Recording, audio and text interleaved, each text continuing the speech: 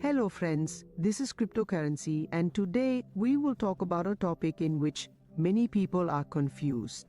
Cryptocurrency has a beginner problem. We all know that the world of crypto is very attractive. But when we enter it, some small confusions have troubled us.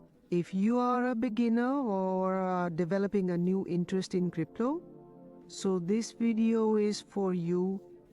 I will tell you step by step about all those things which confuse a new crypto user.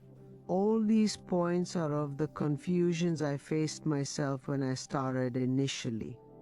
Now, whatever confusions I had, I have made a list of some of the biggest confusions and I am going to talk about them in today's video. So the first thing that comes to the mind of any crypto beginner, that is, as soon as I enter crypto, I will become a millionaire. Okay? That is the desire to get returns in crypto. Now, the first thing we hear or see about crypto.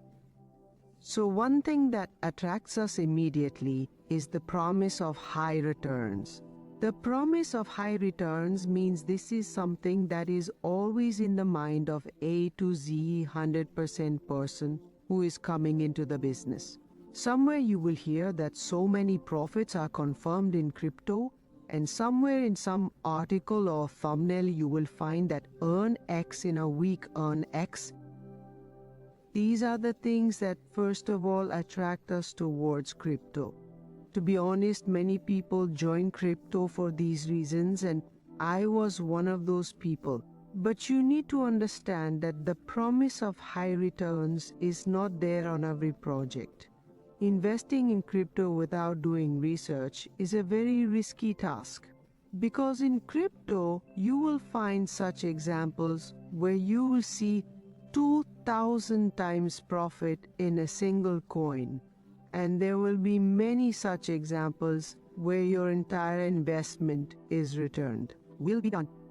So crypto is a very volatile market and there is no fixed guarantee of returns here. You can expect returns only if your research is proper. Okay? Now we come to our second point, which is the confusion that people have as a beginner between centralized and decentralized exchange. Okay, I have made this complete video about it. If you want to know in detail, I will tell you a little bit in this video. But if you want to know in detail, then you can watch this video. That in centralized exchanges, there are people who get your transactions done. There are people who monitor your transactions. There are people who control your transactions, and nothing like this happens in decentralization. Here, the entire responsibility is yours. You connect directly to the blockchain through your wallet and do all your transactions on the blockchain. Okay? So if you want security, and that means you are scared or need guidance, or you are not able to understand something, then you can go to the central exchange. And if you want anonymity so that no one can cash your transaction, no one should know what you have invested and where. Okay, then you can go to the decentralization exchange. Okay, so these two things are very minimum, meaning it keeps telling this to many people. First of all, one thing is fixed. Never come to crypto thinking that you have come to get percentage return or this many times return, because crypto does give return. I will never say that it does not give return, but it does not give return to everyone. Okay? There are people who want to make $1 million by investing $1,000 in 3 to 4 days. But that is only when they have made at least 1,000 very bad trades and have made a huge loss. Okay? So the other thing is about centralized and decentralized exchanges. Now, the advantage in decentralized exchanges is that the newly released cryptocurrency comes first on the decentralized exchange. Okay, and we all know that the sooner you enter a coin, the more chances you have to make profit. Because Bitcoin was once at $20 10 years ago. It was at $20, and today you know it and I know it too. Just a few days ago, it touched $70,000 again. Okay? So these two things happened. After that, there is a huge confusion which everyone faces that is very big. It is which coin is on which blockchain. Suppose a coin is launched, cryptocurrency which is in finance, right? Now you have the coin of $2, but now you cannot buy it. Why? Because it is not listed on a centralized exchange, and on a decentralized exchange, it is on the blockchain of violence. So there is a simple fund for it, like suppose this is your maternity, okay? Now if you see the journey in maternity, there is BNB smart chain. Now if you see here, then the Ethereum mainnet is coming, Polygon is coming, there are many things. Now suppose you have that coin on finance, so you can choose that coin by directly clicking on finance. If it is on Ethereum, then you can choose Ethereum from here. Now what you have to understand is that whatever point will be on whichever blockchain, I am talking only about decentralized exchange. It is much easier on centralized exchange. Centralized exchange means Pine, DCF, all this, okay? Decentralized exchange means pancake swap, unique swap, all these. So whichever blockchain the coin is on, you have to set up a wallet on that blockchain and do the transaction. Suppose we take an example of Shiba Inu. Okay, now look at Shiba Inu. On which contract? You come here. This is the website of CoinMarketCap. Contract, come to Inu. If you see the contract, it is on Ethereum. So this address is given on Ethereum. This means that if you want to buy it, then first of all, remember one thing, that what is the decentrally exchange of Ethereum? It is Unice Prap. So you will go to the Unice app, okay? Now, after going to the Unice app, you will open your wallet, and if you filter it, it shows me BNB, Win and Smart Chain. I will click on it and go to Ethereum mainnet. Now there can be confusion in this also. There are two things, mainnet and testnet. Testnet is for testing, mainnet is the main network, okay? If you keep this in mind, then it is correct. So now because this coin is on Ethereum, you will go to Ethereum means net with. If you go to Ethereum means net, then enable Ethereum means in. Now Ethereum is open. I don't have any Ethereum in this wallet, but if you have Ethereum, then it will open. Now remember that the blockchain or block of the wallet, the currency of the wallet, and the blockchain on which this token is created, both should be the same if you are doing a transaction on a decentralized exchange. Okay, so this was about blockchain. You can assume that there was so much confusion for me that I saw a new coin. I came here on CoinD6, sorry. I came on CoinMarketCap, and here I added new, or the one which is new right now. Okay, where did it go? Wait a minute, this is recently added media. Now let's say I want to buy this. Okay, now to buy this, I have BNB, Ethereum in my account. I did not understand anything. Okay, it took me 3 to 4 months to learn just this thing. Okay, so I clicked on this. After clicking on this, if you look here, it is written BNB, Bean and Smart Chain. Okay, you can buy BNB on this and do the transaction by copying this address. Now what does this mean? That if I want to buy this is fine, which is running on 15 cents right now, then I will go to any decentralized exchange and copy this address. Now suppose I show it to you with a live example so that you can understand. Now I go to the pen. I corrected the wallet here with the pen. Okay, my wallet is already connected. Now what do I want to buy from BNB? I want to buy this token. Look, I copied the contract address from there and imported it here. I understood and imported it. Now I reversed it. I said, how much will I get for this much BNB? Look, it is telling that I will get 29 ETH for a BNB worth $4. Now why was this possible?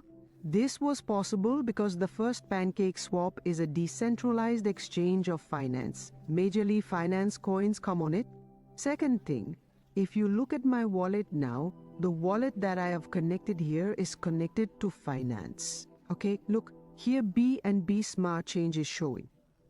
Okay, because I just showed you the change in theory, still it happened on finance because only the blockchain of my finance will be connected to it. Okay, so there is finance here too. I can use anything here, but both this and this finance should be on the smart chain only because this coin is made on the Signal smart chain. Okay, I hope I have been able to clear your confusion that which blockchain and wallet to use.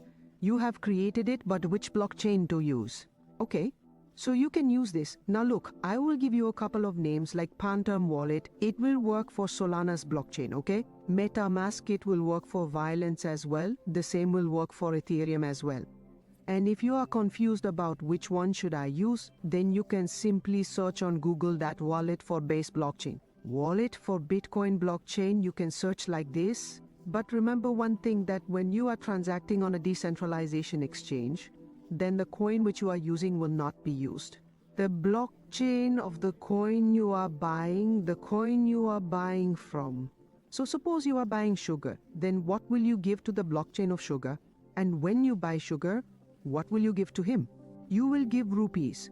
So the blockchain of rupees and its blockchain of your bank should be the same. What I mean to say is that this is sugar, PIF is sugar, so it's blockchain finance, this is B and B. If suppose you are usually using, then this is its blockchain B and B. It's blockchain B and B, and your bond, it's blockchain B and B. Okay? When you put these three together, then your transaction will happen smoothly, and this is the actual way to do the transaction. Okay?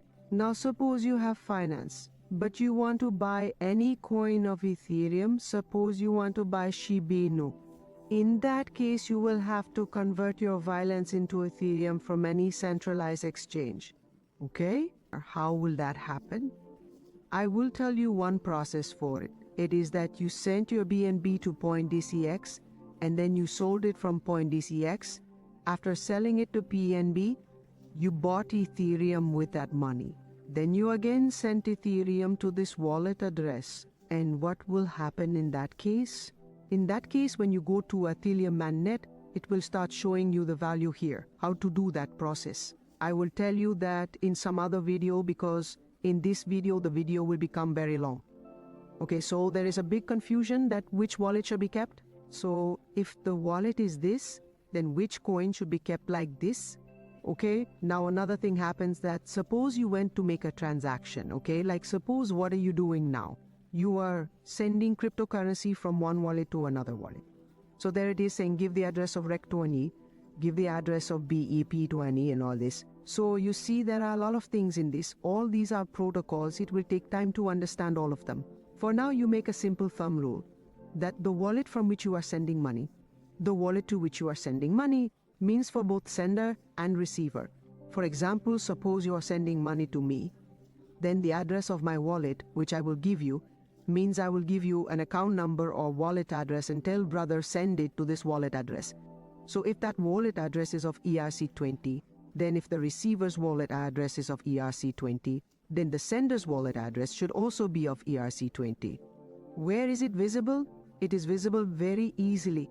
If ERC20 anything like this, now I cannot send here because I don't have it. Okay? I can receive, buy and sell. Suppose I am sending it from here. I will show it by sending it. Now it will not go to send. Okay? Now the address here will be of ERC20. Why? Because my wallet is going to REC20. Anyone can come and understand this. They don't have to use their brain. Just understand that the transaction will happen only when both the sender and the receiver have REC20.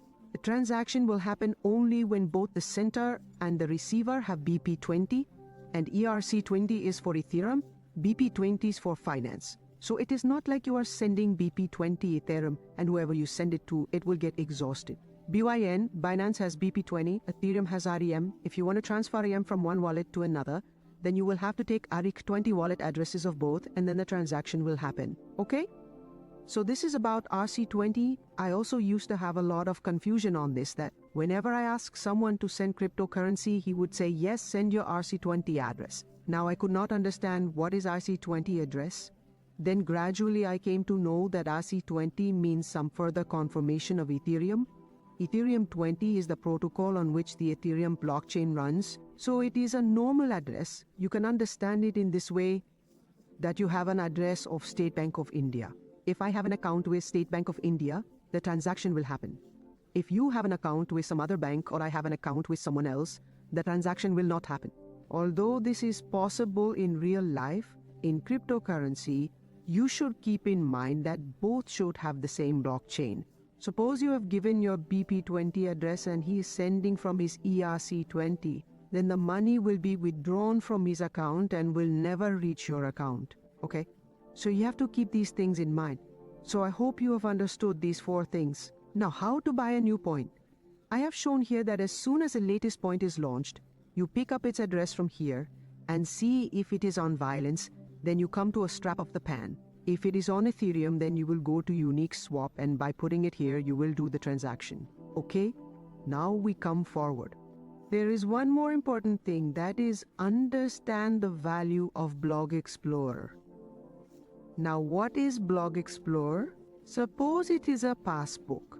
Now, if you have a passbook, what will you do? You will note all the transactions in it.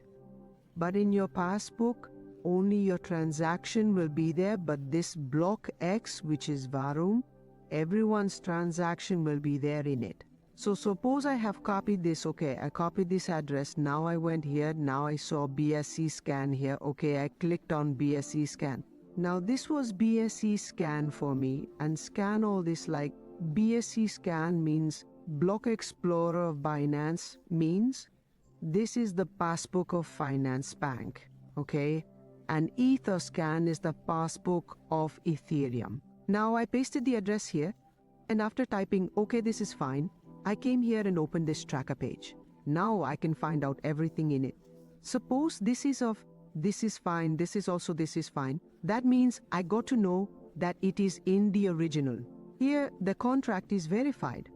So what happens is that I know everything. Now I know how many people have bought this token. What is the total transaction? How many people exist in total for this token?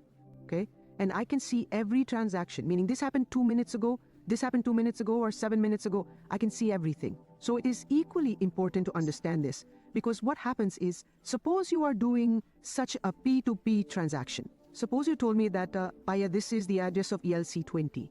Send it in one go, and I'm saying that yes, I sent it. Now you will say that it did not come to my account, and you are saying that it did not come in my account. I will say, no brother, I sent it. So this thing, how will you know whether I have sent it or not?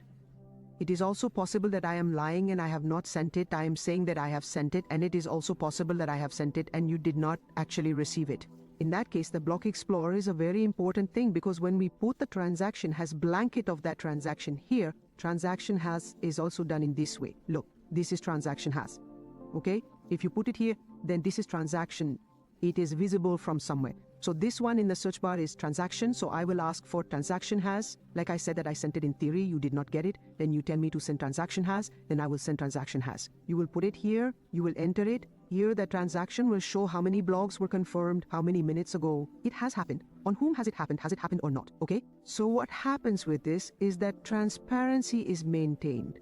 So it is equally important for the Block Explorer to understand this. Okay? So these were all the points. Now this means the common confusion that a beginner faces when he enters the world of cryptocurrency. Then the world as usual is very interesting. But if you move ahead without knowledge, then it can be very difficult. There can be a lot of loss. I hope you like this video and all your confusions must have been cleared. If not, if you have any confusion, please post it in my comment section. I will either make a dedicated video or make a short of it and post it. Okay? See you in the next video. Till then, bye-bye.